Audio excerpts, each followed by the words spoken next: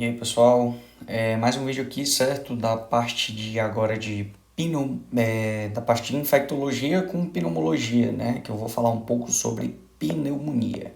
Só para a gente antecipar, você pode ter, certo, na literatura, uma divisão na classificação de pneumonia.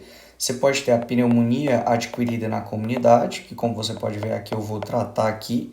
Você pode ter a pneumonia intra-hospitalar e o Harrison ele ainda traz um a mais, que é a pneumonia associada às pessoas que trabalham no ambiente de saúde, né?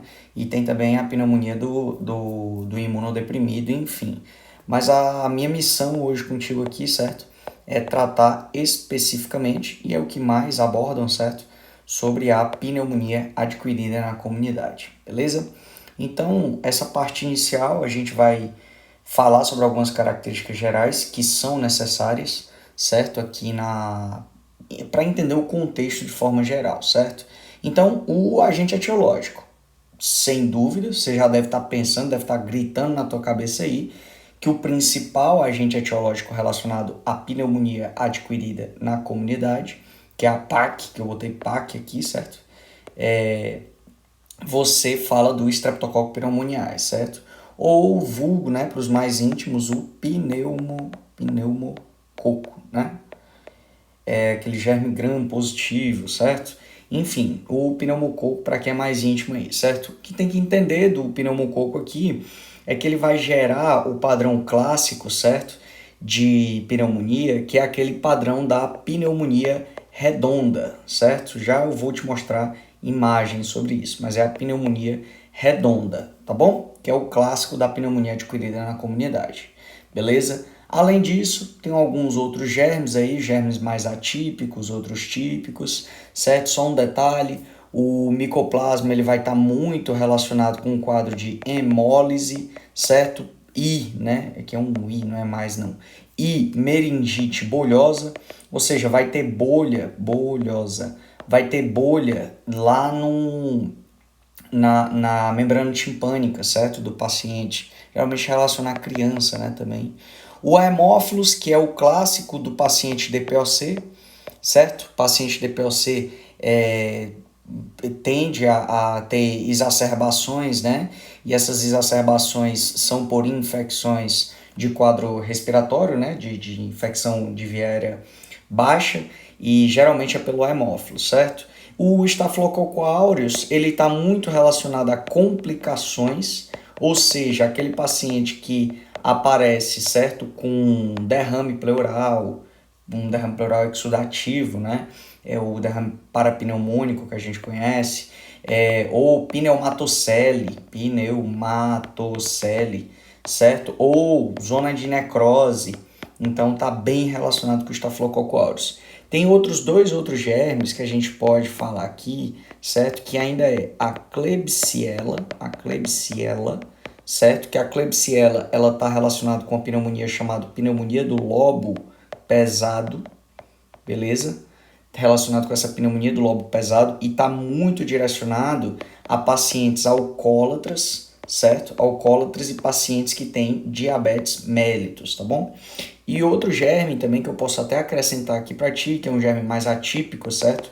É a legionela, tá? A legionela, ela é um germe atípico e geralmente, além do quadro de via aérea respiratória inferior, o paciente ele vai cursar com aumento de transaminases, certo? Que a gente fala de TGO e TGP, com hiponatremia, né? Diminuição de sódio sérico, tá bom? O sódio lá, 135, 145, né? Mais ou menos, dependendo do laboratório, ele vai estar reduzido, certo? 140, 145 mais ou menos seria o valor, né? O paciente pode cursar também com diarreia, tá bom? Diarreia, além de associar um quadro de via aérea respiratória, beleza?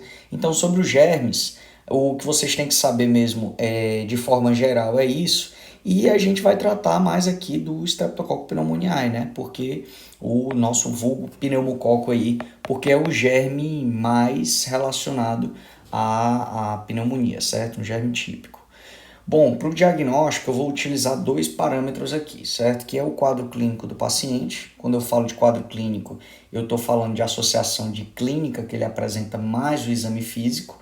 e exames complementares, certo? Como a radiografia de tórax, certo? Que a gente vai pedir, ou você pode pedir alguns exames laboratoriais que eu vou falar em seguida aqui para ti, beleza? Bom, sobre o quadro clínico do paciente, não tem surpresa. O paciente tem uma infecção de via aérea inferior. Então, meu irmão, ele vai apresentar um quadro de via aérea inferior, que é o quê? Dispneia, que a gente fala de dificuldade respiratória. Ele vai apresentar taquipneia, e já eu falo um pouquinho mais sobre a taquipneia para ti, beleza? E ele vai apresentar tosse com escarro. Inicialmente pode ser seca, mas ela avança, ela evolui, certo? Com a presença de catarro, né? Que a gente chama, tá bom? Além disso, a gente vai ter as manifestações sistêmicas, que a principal delas, a gente está tratando de um quadro infeccioso, é a febre, tá bom? Então o paciente vai apresentar febre, geralmente valores maior ou igual a 38 graus Celsius, certo? Pode ser mais do que isso, certo? Porque a infecção bacteriana, ela tende a dar febre alta, beleza? Tosse, geralmente essa febre, ela vai cessar com o antitérmico, você dá lá dipirona, caso o paciente tenha alergia à dipirona, você dá o paracetamol, certo? Ela tende a cessar por um intervalo de tempo, mas depois ela volta em picos, né? Isso é bem característico, tá? A tosse, inicialmente, pode ser uma tosse seca, mas é uma tosse com aquele escarro mesmo, bem clássico, né? Aquele escarro purulento, tá bom? Além disso, dispneia, e guarda o conceito de que dispneia é dificuldade para respirar, tá bom? E a gente tem o clássico, e eu botei até um asteriscozinho aí, que é a taquipneia. A taquipneia, você tem que saber que ela tem um elevado valor preditivo positivo. Ou seja, se o paciente tem essas características anteriores associado à taquipneia, é quase certeza que ele tem pneumonia, você já pode tratar. Apesar de que o tratamento você inicia de forma empírica mesmo, beleza? Então, ele aumenta a probabilidade que seja, ou seja, se ele tem taquipneia, já é quase certeza de ser pneumonia mesmo, beleza? Agora, se ele não tem taquipneia, peraí, bota o pé atrás, beleza? É isso que quer dizer o valor preditivo positivo, beleza? Só para você lembrar aqui, um grande detalhe, né?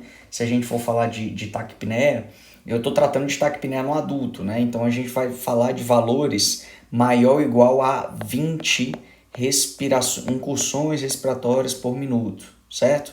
Agora, se eu estiver tratando de uma criança, certo, de menor de 2 meses, esse valor de frequência respiratória, para eu considerar a taquipneia, vai ser o quê? Maior ou igual a 60 incursões respiratórias por minuto.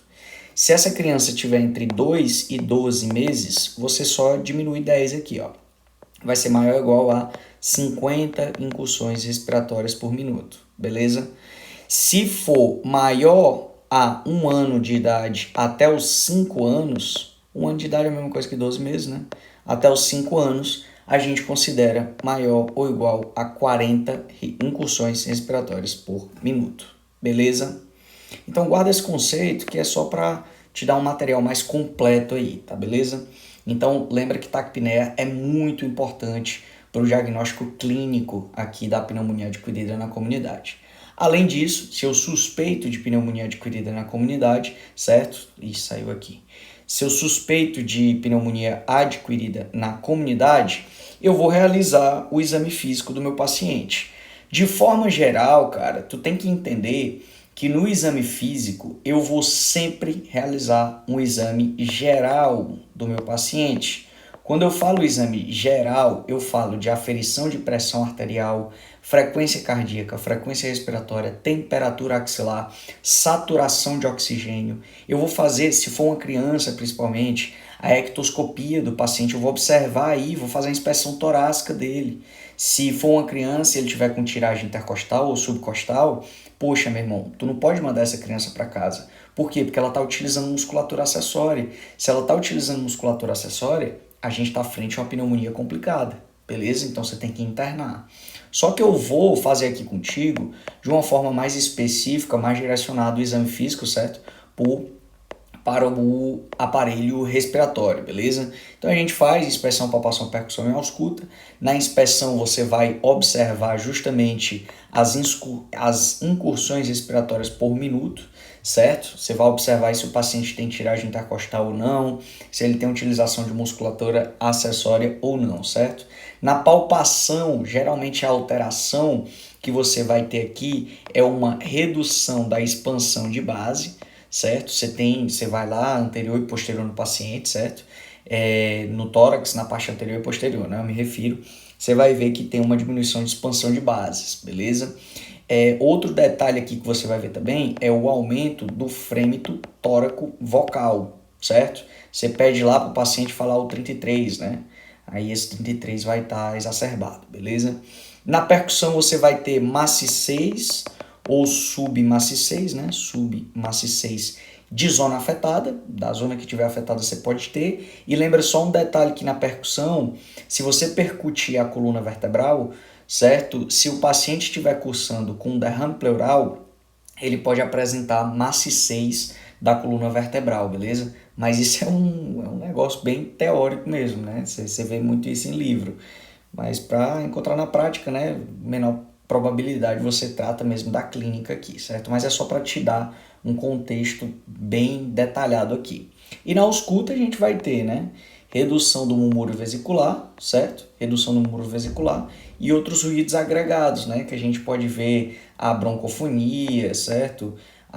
Que a gente chama de também um sopro tubário, pode ser também, ou sopro tubário ou sopro bronquial, certo? Você vai ter os estertores crepitantes, né? Os creptos, você vai ter presença de estertores crepitantes. O que eu quero te dizer aqui é que a partir do momento que você tem essas características clínicas e principalmente esse exame físico clássico aqui, nós estamos frente, você não pode dizer diretamente que é uma pneumonia adquirida na comunidade. Então você vai dizer que isso aqui é um síndrome de condensação. Beleza? Então a gente está frente a um síndrome de condensação. Lembra que lá na química, né? Condensação é a passagem do ar para o líquido. E é exatamente isso que acontece nos pulmões, né? Nas vias aéreas, você tem ar, certo? E esse ar, ele, por proliferação bacteriana, a bactéria começa a produzir pus, né, e tudo mais. Não é exatamente isso, tá? Não é a passagem do ar para o líquido que vai acontecer, não. Isso aqui é para você entender o contexto de por que se chama condensação, né? Que você começa nas vias aéreas que deveria ter ar, você começa a apresentar líquido. Líquido esse que é pus, né? Pus produzido pelo resto de bactéria, resto de células mortas, né? O teu sistema imune vai estar lá atuando com células inflamatórias e tudo mais. Vai começar a destruir aquelas bactérias, vai começar a formar o pus, né? Então, é só para entender esse contexto geral aqui, tá bom? Você complementa a sua clínica, certo? Solicitando aí alguns exames complementares e o principal deles é a radiografia de tórax. A radiografia de tórax, geralmente você solicita uma raio-x, né? Uma radiografia, um raio-x de tórax, certo? Em PA e perfil. PA é póstero anterior, certo? Lembra que aqui o paciente vai estar de pé, em inspiração profunda, né? Em PA porque ele vai estar de costa, né? Então é póstero anterior. Você só bota em AP, que é antero-posterior, quando se trata de um paciente politraumatizado e ele está deitado, né? Ele está em impossibilidade de se levantar. Então você não pede AP aqui, você pede PA e perfil, beleza? Eu só botei um IPA aqui, né, pra gente dar uma olhada. Mas preste atenção aqui, ó. Eu já falo dessas outras radiografias aí. Bom, você vê aqui, certo, que é uma radiografia de tórax, né? Ela tá completa porque você pode ver um número de costelas, contar aí, tu consegue ver 9 costelas, certo, de cada lado, tá bom? Ela tá um pouco rotada aqui, certo? O paciente deve ter se movido um pouco, mas ela tá adequada, dá para ver bem, certo? A gente vai de baixo para cima, ó. Se você for de baixo para cima, você percebe que o seio costofrênico aqui ele não está pintado. Eu pintei agora, né? Mas ele não está pintado, ele está livre, então não tem derrame pleural. Não tem lá o que a gente conhece como a linha de Damoiseau, né? Então tá livre, não tem derrame pleural. Tá bom? Então a gente pode não estar frente à pneumonia adquirida na comunidade complicada, né? E você observa que aqui, ó, no lobo, entre lobo médio e superior aqui do hemitórax direito, certo? Hemitórax direito aqui, eu tenho essa imagem radiopaca, né? Ó, se você perceber, ela é branca, né? Deveria ser preta, né? Assim, falando de forma mais entendível, certo? Então, é mais radiopaca, bem delimitada, certo? E é o que a gente chama de pneumonia redonda, que é uma das clássicas, né, do Streptococcus pneumoniae. Apesar de que você vai ver algumas literaturas tratando também da broncopneumonia, né, que nada mais é de que, ou seja, na broncopneumonia você não afeta só um lobo, né, inteiro, você afeta partes desse lobo e você tem lá o sinal do broncograma aéreo, né, com fitinhas pretas assim, certo? Que são as vias aéreas, né? Então uma parte condensada, outra não. Você tem um sinal do broncograma aéreo, certo? Mas também é característica do Streptococcus pneumoniae, né? O Streptococcus pneumoniae, o pneumococo, né? Pneumococo, ele é um germe que ele gera essa alteração clássica aqui, certo? Da pneumonia redonda, beleza? Então, se você quiser exacerbar aqui, certo? Você vai falar do índice cardiotorácico, né? Aqui, daqui para cá, certo? Metadinha, né? Você corta aqui, certo? Aí você bota A, B, C, soma, divide, você vai ver que aqui tá normal, certo? O índice cardiotorácico dele, mas isso é para você, ou seja, ler completa, né? Aqui você vê que não tem lesões ósseas nem nada, mas o importante é você ter visto essa radiopacidade aqui, beleza? E ter diagnosticado a pneumonia conjuntamente com o quadro clínico. Botei outras radiografias aqui para você ver, ó. Tem uma linha de Damoiseau aqui, certo? Uma linha bem delimitada, Damoiseau, assim se escreve, Damoiseau, certo? Isso é derrame pleural, né? Derrame pleural tem complicação, pode ser pelo Streptococcus pneumoniae, mas geralmente quando complica, principalmente quando complica rápido, é bem característico de Staphylococcus aureus, certo? Mas na maioria das vezes é o Streptococcus mesmo, tá? Que gera o derrame parapneumônico, né? Parapneumônico, beleza? Bom, e a outra característica aqui, certo? Eu botei outra aí, que é a denominada pneumonia lobar, né? Se você perceber, ela pega um lobo, assim, bem delimitado, né? Um lobo pulmonar, certo? Bem completo aí. Aí é só para você ter ideia aqui, certo? Apesar de que essas costelas dessa criança aqui estão bem horizontalizadas, né? Mas enfim, era só para você entender um a mais aí. Bom, de exame de imagem, você pode pedir a radiografia de tórax. Mas se você for a nível laboratorial, você vai solicitar para o paciente um hemograma, certo? Que não vai deixar. No hemograma você vai ver a parte vermelha, que é o eritrograma. Você vai ver a parte dos brancos, né? Que é o leucograma, certo? E você vai pedir as plaquetas, também vai ter aí, certo? Só um detalhe, que geralmente o pessoal pede hemograma completo, né? E não tá errado não isso, tá? Porque tem laboratório que se você não botar completo, eles não te dão a plaqueta, entendeu? Então, tem laboratório que faz isso. Tem laboratório que você pede só hemograma e ele te manda os três, certo? Mas tem laboratório ainda, né? Que se você não botar completo, eles não te mandam as plaquetas. Esse é só um detalhe de curiosidade aí para você entender. O leucograma, você vai ver uma leucocitose, né? Eles vão estar elevados, tá bom? É um quadro infeccioso, né? Outro exame laboratorial que você pode pedir direcionado ao caso aqui, certo? Você pode pedir ureia e creatinina. Lembra lá que nos critérios de CURB, né? Que já eu vou falar dele, você usa a ureia, né? Caso não tenha disponível, não tem nenhum problema. Você pode pedir as transaminases também para o paciente só a título de controle, né? Você pode solicitar também o grande detalhe aqui, né? Que antes de iniciar o tratamento antibiótico, solicitar uma hemocultura, né? E aí o resto é resto, né? Como posso solicitar marcadores inflamatórios, como VHS ou PCR, né? A proteína C reativa, certo? O VHS é a mesma coisa que eritrossedimentação, né? Eu posso solicitar aqui também para controle, até mesmo uma glicemia capilar, certo? Para controle do paciente, beleza?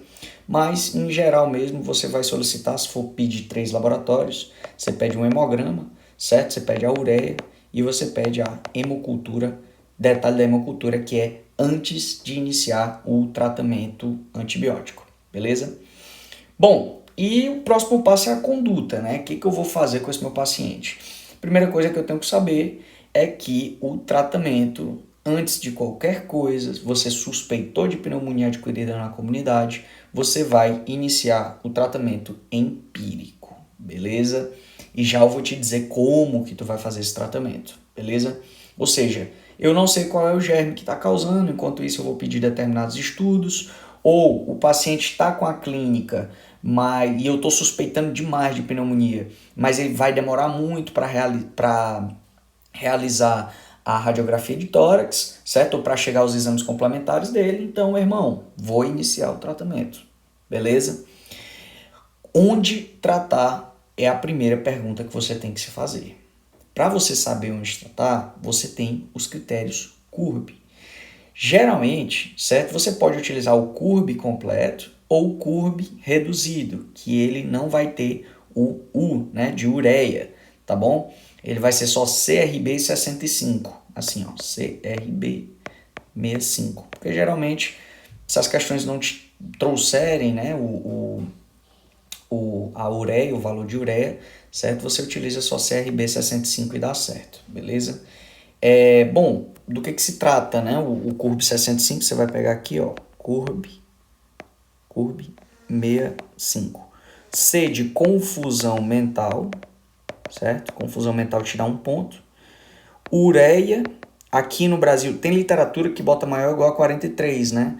A literatura norte-americana, ela usa maior ou igual a 43, mas aqui no Brasil, o Ministério da Saúde, ele diz que é maior ou igual a 50 miligramas por decilitro. Te dá 1 ponto também. Aqui é respiração, taquipneia, né? Então é maior ou igual a 30 incursões respiratórias por minuto. Lembra que eu estou tratando de paciente adulto. Na criança são outros critérios, certo? E já eu vou te dar um pulo do gato aqui para tu entender da criança. 1 ponto também para respiração. B de baixa pressão, em inglês é blood pressure, né? Tem um inglêsão monstro aqui.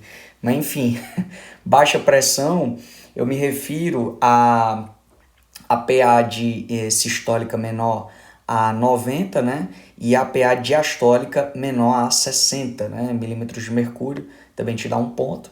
E 65, né? É maior ou igual a 65 anos de idade, que te dá 1 pontinho também, tá? Se você somar isso daqui, no caso clínico, te der entre 0 e 1 desses critérios, o teu tratamento ele vai ser ambulatório, beleza? E aí tu raciocina, se tu tiver maior ou igual a 2, você interna. Só que a questão é onde eu interno. Eu posso internar na enfermaria e eu posso internar na UTI ou CTI, né, que é Unidade de Terapia Intensiva ou Cuidados de Terapia Intensiva, certo? É a mesma coisa. Bom, para eu internar na enfermaria, esse paciente vai ter, ó, são 5, né? 1, 2, 3, 4, 5. De 5, ele tem que ter 2 ou 3, beleza? Para UTI é maior ou igual a 4, ou seja, 4 ou 5 desses, beleza? Então você, a partir disso, você raciocina onde eu irei tratar meu paciente. Por quê? Porque a partir do momento que eu sei onde tratar meu paciente, eu posso definir minha conduta farmacológica. Grande detalhe, só para você raciocinar, é que se eu estou falando de ambulatório, cara, eu vou passar um tratamento via oral para o paciente. Meu paciente está bem e ele pode fazer um tratamento via oral. Geralmente, esse tratamento de ambulatório, ele é de 5 a 7 dias e você pede retorno para o paciente até 72 horas, porque o paciente em 72 horas já é para estar melhor, beleza? Quando ele inicia o tratamento, né? Mas o tratamento completo é de 5 a 7 dias, beleza? Já vou detalhar isso aqui contigo, tá bom? E quando você interna, raciocina que você vai dar o tratamento EV para o paciente. O paciente já está internado, certo? Então a gente bota uma via periférica lá no paciente, certo? Já passa uma hidrataçãozinha com solução fisiológica mesmo, tá? A 0,9%. E você já faz o tratamento antibiótico para esse paciente, beleza? O grande detalhe que eu botei aqui, ó, é uma observação. Paciente que vai necessitar de intubação orotraqueal, ou seja, um paciente que chega com déficit de consciência, um paciente que chega desmaiado, um paciente que você vê que ele é um velhinho que está de 70 anos de idade, 80 anos, que ele está com pneumonia, já está com tiragem intercostal, certo? Subcostal, né, também. Tá cansando muito, né? E você quer proteger a via aérea do paciente. Aí você vai realizar a intubação orotraqueal. Você manda esse paciente para a UTI, beleza? Diretamente. Você nem vê o resto, não. Você manda diretamente para a UTI, porque ele precisa ser intubado e ele precisa de cuidado de terapia intensiva. A mesma coisa é para paciente que está com sinais e sintomas de choque, né? Ele está com frequência cardíaca elevada, está hipotenso, tem sinais de hipoperfusão periférica, como o aumento do tempo de enchimento capilar, né? Não é até 2 segundos, deveria ser menor a 2, né? Ele está maior a 2 segundos, né? O enchimento capilar do paciente. Tem palidez periférica, certo? Ele tem palidez em conjuntiva também, tá? Tá com sinais de desidratação, tá lá com a boca seca, tá bom? Então, é um paciente que ele tá com sinais e sintomas de choque, você vai mandar esse paciente para CTI também, beleza? Diretamente. Então, fique esperto com isso. Geralmente, nesse paciente aqui, ó, você já faz se você quiser, né, guardar isso, já tiver estudado lá na parte de cirurgia, você pode iniciar aqui, só para um detalhe aqui, que eu posso até falar posteriormente para ti, mas você pega lá o MOVE, né, o MOVE, que é monitoramento, oxigênio, veias e explorar o paciente, beleza? Ou alguns botam ECG também aqui, né, mas é só para um detalhe a mais aqui, certo? Para abrir tua mente aí.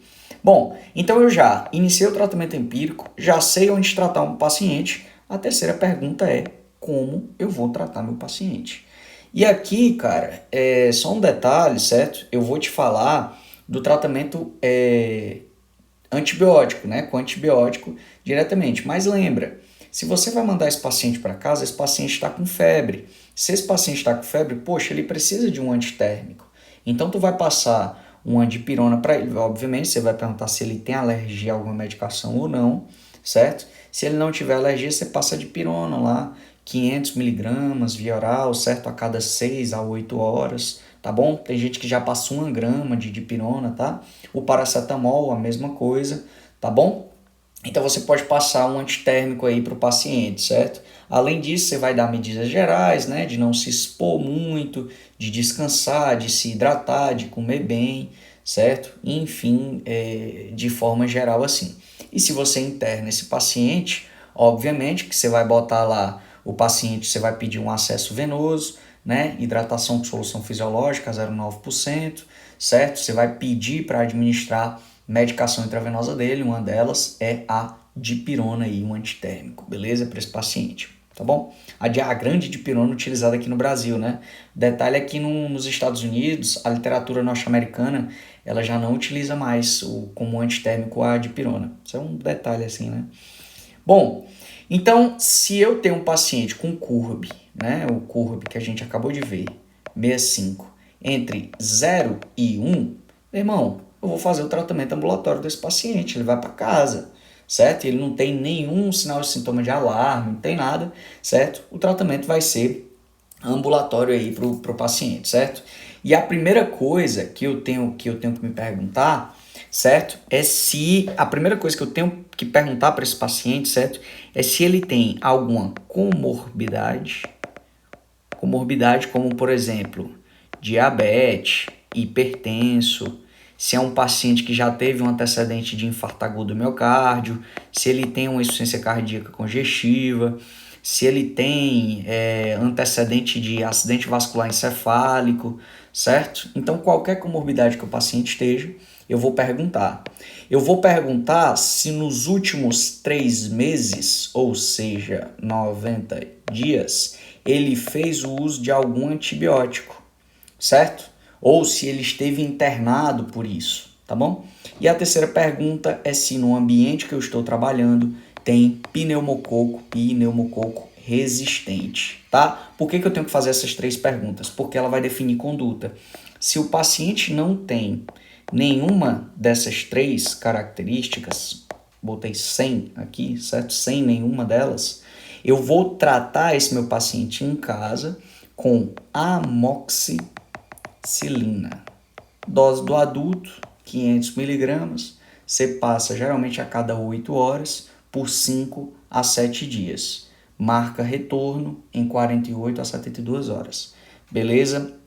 Você pode utilizar também um macrolídeo, né? Um macrolídeo, azitromicina, claritromicina ou a eritromicina. Geralmente o tratamento aqui é de 3 a 5 dias, certo? É menos tempo, tá bom? E toma um comprimido por dia. O problema do macrolídeo lá é que ele estimula o receptor da macrolina, né? Então no primeiro dia, principalmente a azitromicina, né? O pessoal tava tomando que isso aí, mas assim, principalmente a azitromicina, ela gera estimulação da peristalse e o paciente refere um pouco de diarreia, né? Então você tem que explicar para o paciente que nesse primeiro dia ele pode ter uma diarreazinha, né? Mas assim, a ideia é um desses 2 aqui, tá? Agora, se ele tiver com um dos 3, no caso clínico lá tá te falando que ele tem alguma comorbidade, ou ele já foi internado, ou tomou antibiótico nesses últimos 3 meses, ou no ambiente hospitalar você tem um pneumococo resistente, certo? Você pede lá na hemocultura, né, e você vê que ele tem um pneumococo, que ele é resistente, né? Você tem que tratar o paciente aqui já com a associação da amoxi, certo? Amoxicilina com clavulanato mais um macrolídeo, que é um desses 3 que eu te falei anteriormente, né? Azitromicina, claritro, eritro. Ou você pode dar uma fluoroquinolona respiratória, que a gente vai falar da levofloxacina, certo? Ou a moxifloxacina, ou gemifloxacina, tá? Lembra que a gemifloxacina, ela é exclusivamente via oral, porque na hora de você internar o paciente, você vai dar endovenoso, então a gemifloxacina não entra, né? Como opção, tá bom? Bom, agora, se eu vou tratar meu paciente em ambiente hospitalar, eu tenho que fazer 2 perguntas, né? Que foi a que eu iniciei contigo lá. Eu vou internar na enfermaria ou eu vou internar no CTI? Se eu for internar na enfermaria, certo? Na enfermaria, o tratamento vai ser endovenoso, né? Primeiramente, você vai passar as medidas gerais lá, de controle de temperatura, tal, certo? E aí você vai indicar um macrolídeo para o paciente, certo? A zitro ou a claritro, certo?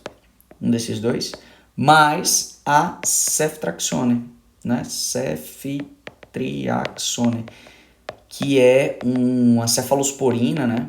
De terceira geração. É um beta-lactâmico de amplo espectro, né? Ceftriaxone ou ceftriaxona, né? A mesma coisa, né? Ou a mesma coisa, tá? Geralmente você bota uma ampola de 1 grama, você aplica a cada 24 horas. Tem gente que bota, dependendo do paciente também, você bota 1 grama a cada 12 horas, né? 2 gramas dia, nesse caso, beleza? Ou você pode indicar a fluoroquinolona respiratória. Mas é como eu te disse, você nesse caso vai botar a moxi ou moxifloxacina, né? Ou a levofloxacina. A gemifloxacina não entra porque ela é via oral, beleza? Agora, se você botou o paciente no CTI ou UTI, a mesma coisa, certo? Você vai fazer o tratamento aqui com ceftriaxone, certo? Ou, né, ou a ampicilina subactam, né, ampicilina subactam, que é uma penicilina de amplo espectro, né? Os dois são beta-lactâmicos, né? Mas essa aqui é uma cefalosporina de terceira, ceftriaxone, né? E a ampicilina subactam, ela é uma penicilina de amplo espectro. Mas um macrolídeo, pode ser a azitro, ou uma fluoroquinolona respiratória. Uma dessas duas aqui, MOX ou a levofloxacina. Só que o paciente em CTI, você tem que perguntar o seguinte, ó. No CTI, tem Staphylococcus aureus meticilino resistente? Ou seja, eu vou pesquisar isso no paciente, né? Ele tem esse risco? Se tiver, eu associo vancomicina, vanco, ou a linezolida, beleza? Se tiver. Agora, ó, veja bem, eu associo essas duas ao tratamento anterior. Agora, se tiver pseudomona, que é aquele germe maldito, né, gram negativo, eu posso botar aqui um imipenem, né, mais levofloxacina, eu posso utilizar também o cefepime mais levo, beleza? Então pode ser um desses aqui. Então guarda esses conceitos aí, que eles são bem importantes aqui, tá? Só para fechar, falando de complicações, né, da pneumonia adquirida na comunidade, a gente pode ter aí o derrame pleural, necrose, certo? Ou pneumatocele aí, tá bom? Uma dessas complicações. Só para fechar aqui, tá? Eu vou te dar só um detalhe sobre derrame pleural. A primeira coisa que tu faz frente a um derrame pleural, tem lá a linha de Damoiseau, né? Damoiseau, acho que é assim que escreve. AU aqui, né? Aquela linha de derrame pleural que eu falei. Você vai solicitar uma toracocentese. Uma toracocentese. E aí você vai ver os critérios de Light. Os critérios de Light, eles são o quê? É a proteína do líquido pleural, certo? Sobre a proteína, a proteína sérica, certo? Proteína sérica, aqui, maior a 0,5, ou você pode ter o LDH do líquido pleural sobre o LDH sérico, maior a 0,6, ou você pode ter o LDH do líquido pleural maior a 2/3 do soro, do limite superior, né? Limite superior da normalidade do soro, tá bom? Maior a 2/3 seria, ou maior ou igual a 200 miligramas, certo? Enfim, você tiver pelo menos um desses aqui, você diz que o paciente ele tem um exudato, certo? Ele está frente a um exudato, tá bom? Ou seja, aqui a gente tem um clássico derrame pleural pneumônico, beleza?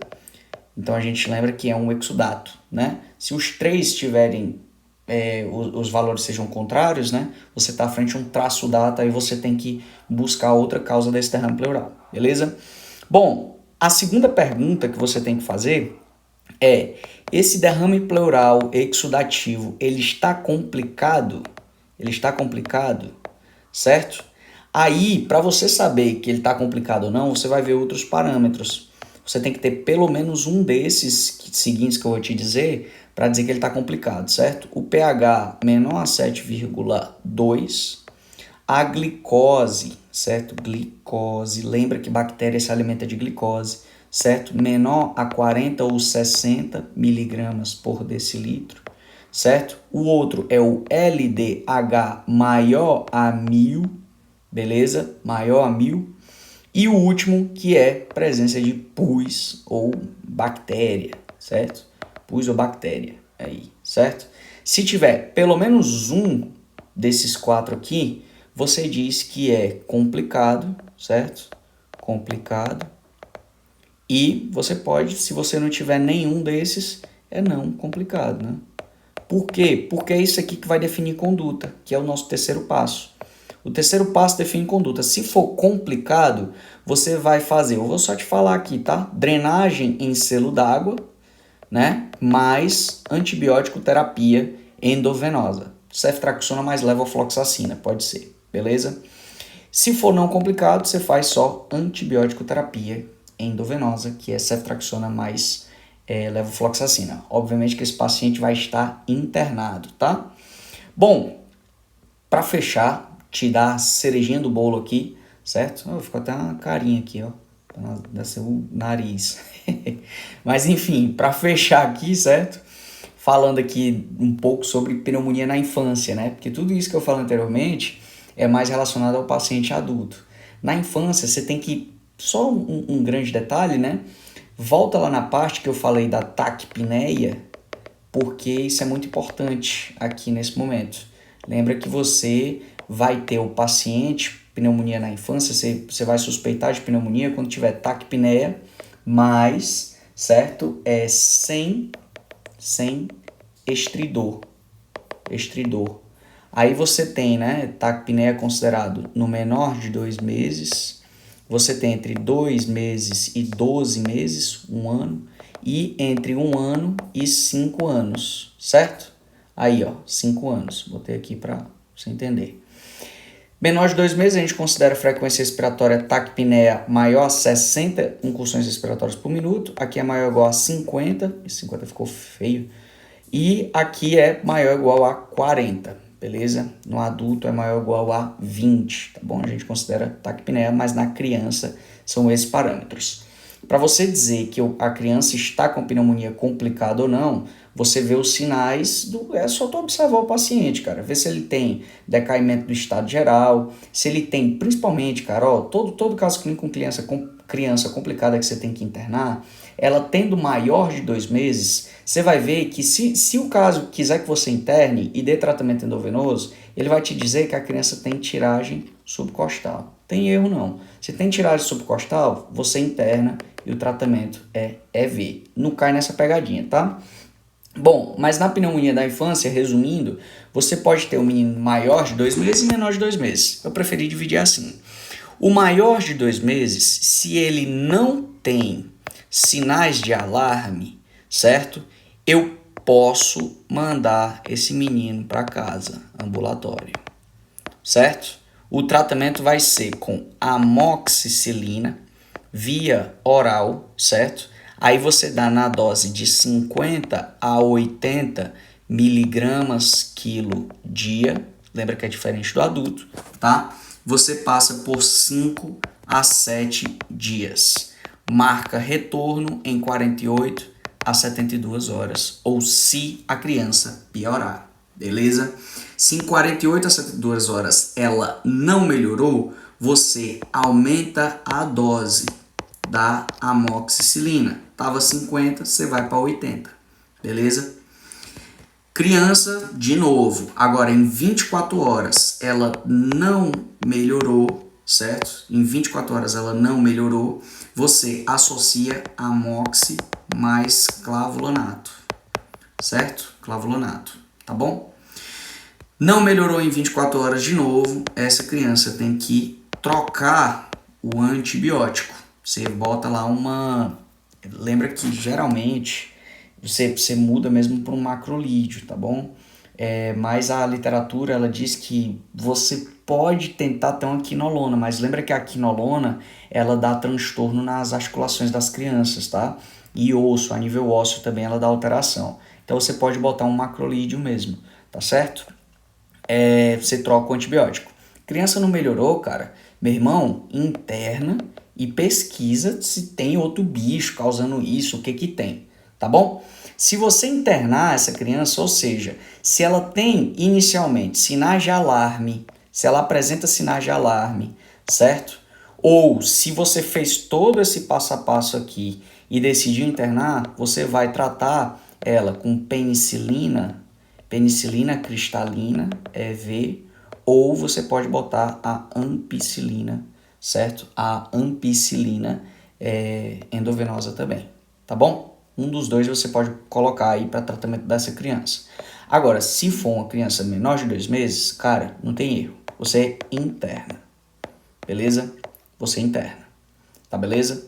Então, maior de 2 meses, você interna diretamente se ela apresentar sinais de alarme. O principal deles é o tiragem subcostal, mas se ela tiver decaimento do estado geral, se ela tiver desmaiada, perdeu a consciência ou parou de respirar, certo? Você tem que internar. Se ela estiver desidratada, né? Também você tem que internar, beleza? Então esses são sinais de alarme. A criança menor de 2 meses não tem escolha, você interna, tá bom? Bota lá na observação, bota lá na enfermaria, ele vai passar uns 3 dias lá como mínimo, beleza? O tratamento aqui dessa criança é o clássico AMP mais genta, né? Ampicilina mais gentamicina, um beta-lactâmico e um aminoglicosídeo aqui, tá bom? Eu te falei aqui um macrolídeo, né? Você podia trocar. Aqui é aminoglicosídeo, tá bom? Que é a gentamicina. A ampicilina é um beta-lactâmico, ele tá dentro das penicilinas de amplo espectro, né? Que elas cobrem gram-negativo aí. Bom, pessoal, no mais é isso. Eu espero que tenha te ajudado isso aqui. Não sei quanto tempo vai dar essa aula aqui, mas eu espero ter te ajudado, certo? Carinha de feliz aí pra ti. Valeu!